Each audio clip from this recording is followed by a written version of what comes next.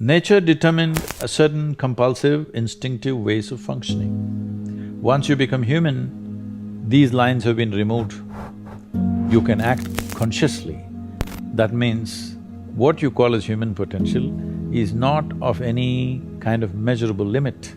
It can go as far as you desire or as far as you have the courage to walk.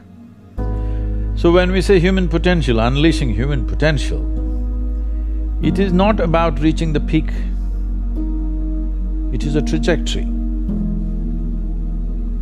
Because what our life is a combination of a certain amount of time and energy. Time is rolling away for all of us at the same pace. If you sit, it rolls away, if you sleep, it rolls away, if you do something, it goes away, if you don't do anything, it goes away. You're happy or miserable, it goes away. Time is running out for all of us. So it's only the energy that you can do different things with. If you bring your energies to a certain level of intensity and possibility, what somebody does in 10 years, you may do it in 1 year. It feels like you lived here for 1,000 years, simply because you have managed your life energies in a certain way. So for me, a human being impactful means, how conscious have you become? This is very important. Because if you're in compulsive cycles, then your energy gets wasted in so many things. So 8 hours means 1/3 of life is gone. In the remaining 2/3, they have to eat, they have to, shower, bathroom, this, that, all this, another 2-3 hours gone.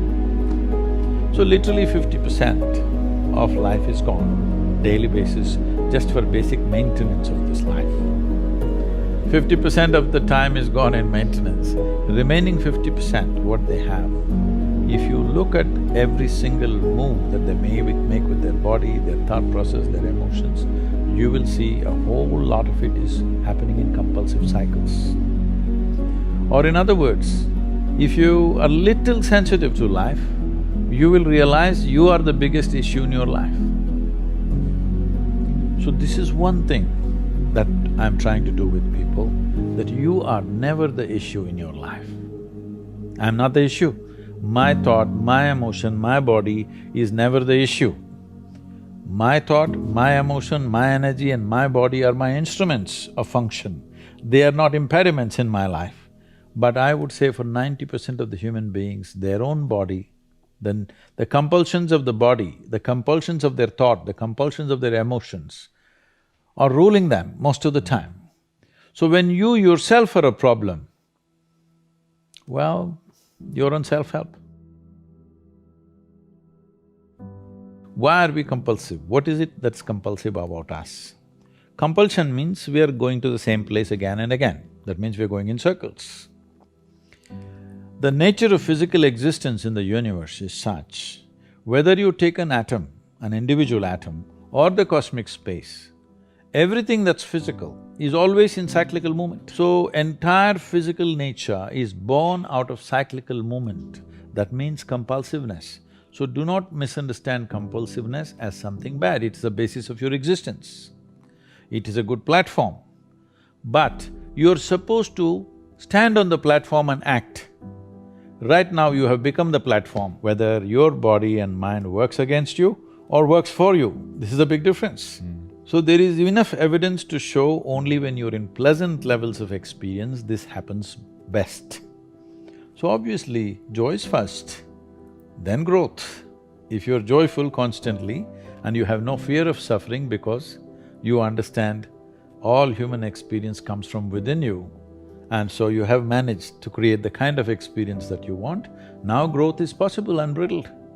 If you have the fear of falling down and suffering, you will not go very high. Right now, let us say you're joyful. If we look at your chemistry, it'll be in a certain way. Let's say you're miserable. If you check your chemistry, it'll be a completely different way. Now we have a technology that with which you create a chemistry of blissfulness. So my chemistry is blissful, doesn't matter what's happening.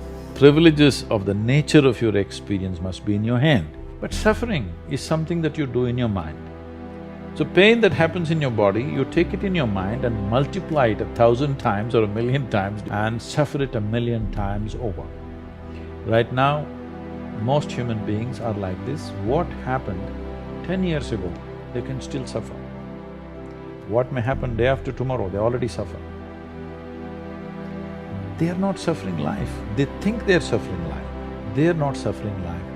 They are suffering the two most fantastic faculties that human beings alone have, a vivid sense of memory and a fantastic sense of imagination. It's very common, only in America I hear this. I was raised as whatever, Catholic or Baptist or Christian or Muslim or whatever else. I was raised. See, you must raise only cattle and sheep. You don't raise human beings. You have to cultivate a human being. You have to give space and give support of love and support so that a human being grows, because every human being is capable of a unique possibility.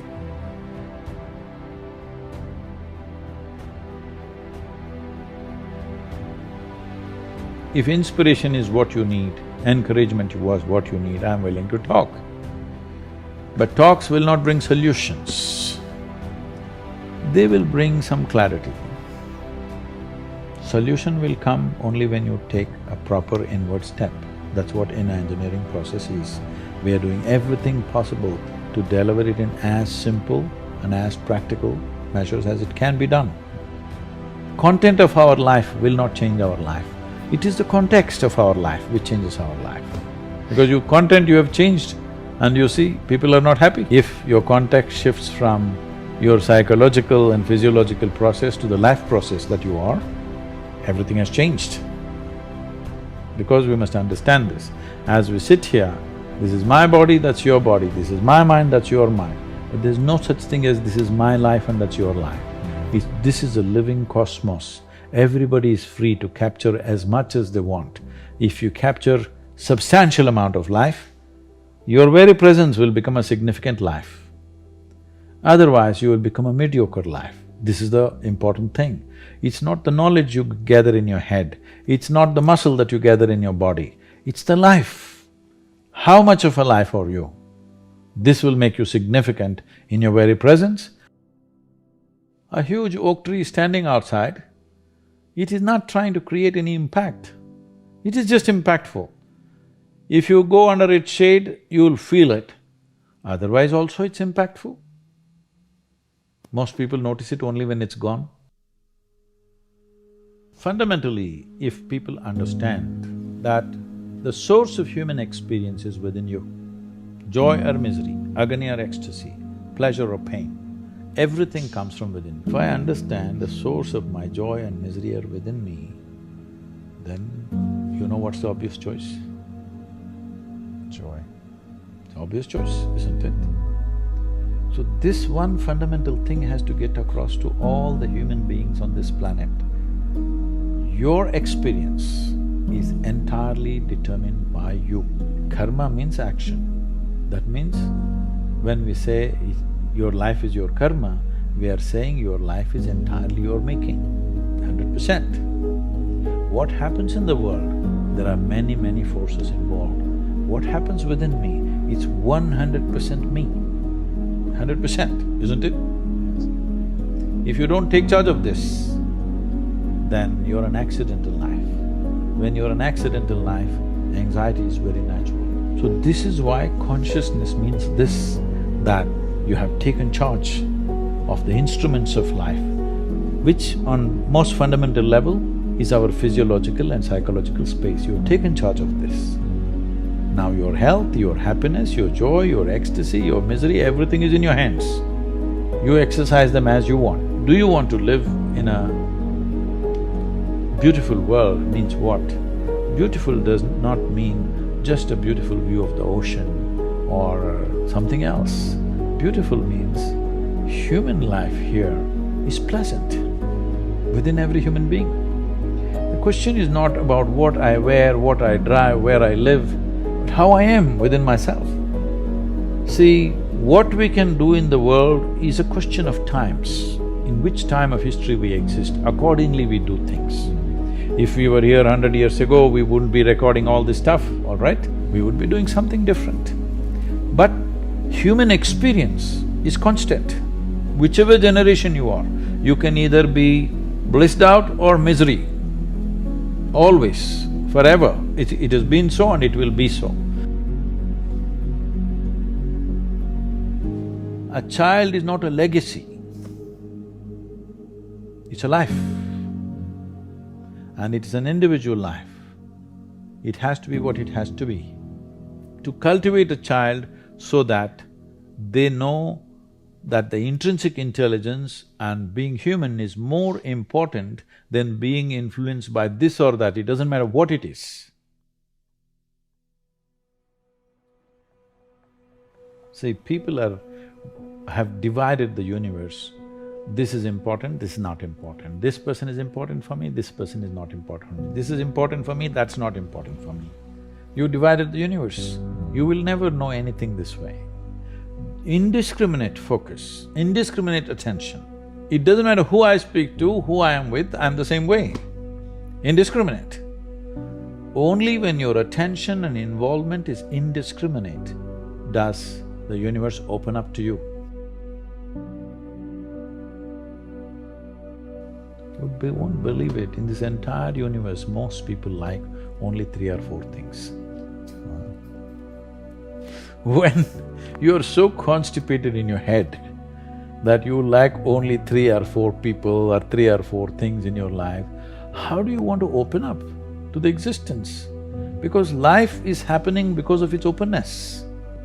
This is a fundamental difference between death and life is, people are thinking it's just breath, all right, on one level.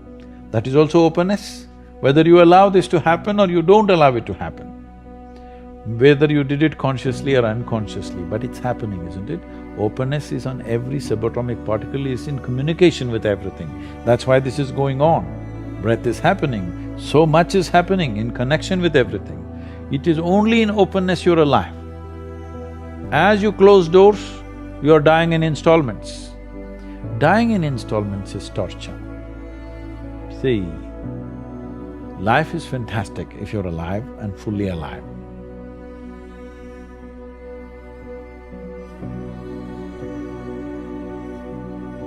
But I'm saying, everybody dies, you and me will die, all right?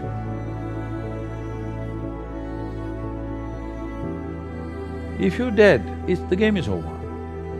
But if you're half dead, oh, this is endless torture to yourself. When you are being tortured, of course you'll share it with everybody else.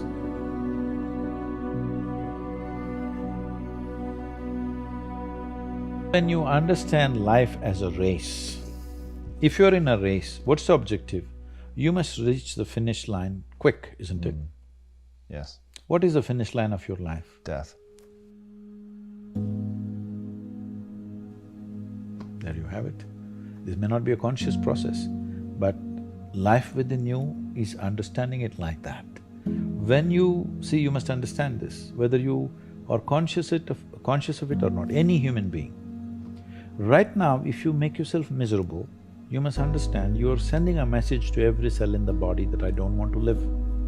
You might not have articulated it in your head yet, but when you become miserable, you notice suddenly your body seems heavy and it's like, doesn't want to get up from this chair.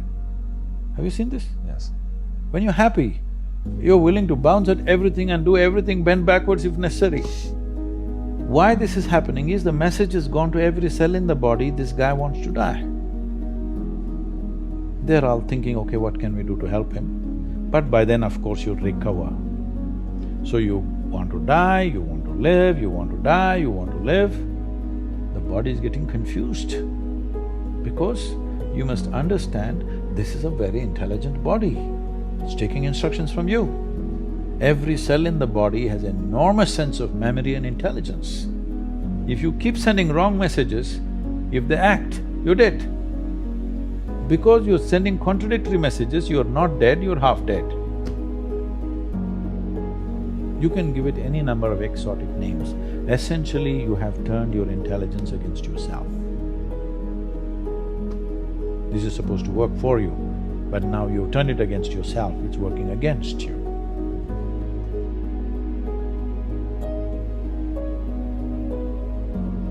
What we can do in the world is subject to many realities of the times, but how we can be within ourselves is always a possibility.